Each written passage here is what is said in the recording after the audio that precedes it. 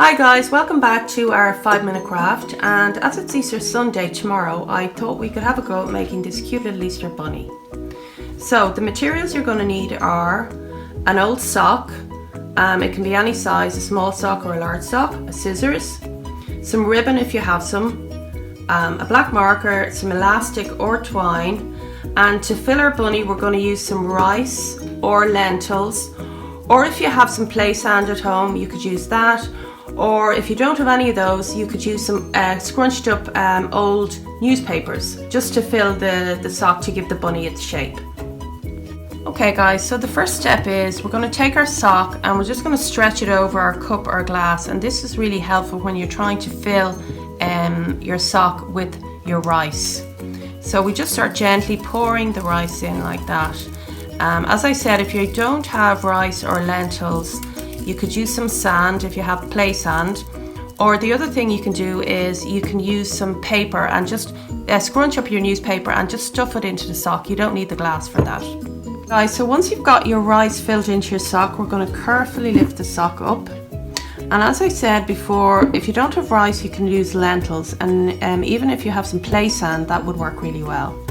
So that's our rice filled in, and what we're going to do next is take our elastic band and we're going to wrap it carefully around this part.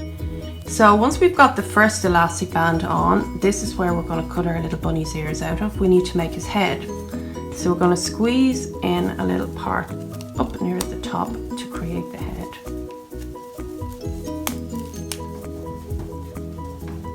And if you have a third elastic band, we can add one for his tail at the back. Now, if you have a pom-pom, you could use that either to make his tail. We can stick that on there like that instead. So now we've got the main parts of our bunny made. We've got his body, his head, and a little elastic on his tail, or as I said, you could use a pom-pom there. Now we've got lots of fabric here to create the ears. Now I've made my little bunny here with sort of floppy ears. They're not too big, but you could give your bunny really floppy ears or really short ears. So let's get to work with that.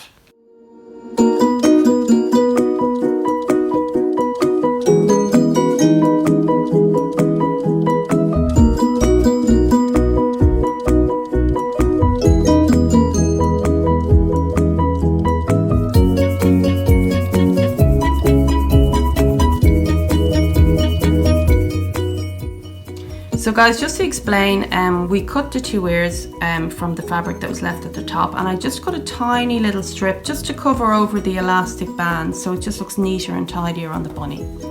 So next thing is we're going to give the bunny some little eyes. So I'm just using a black marker here.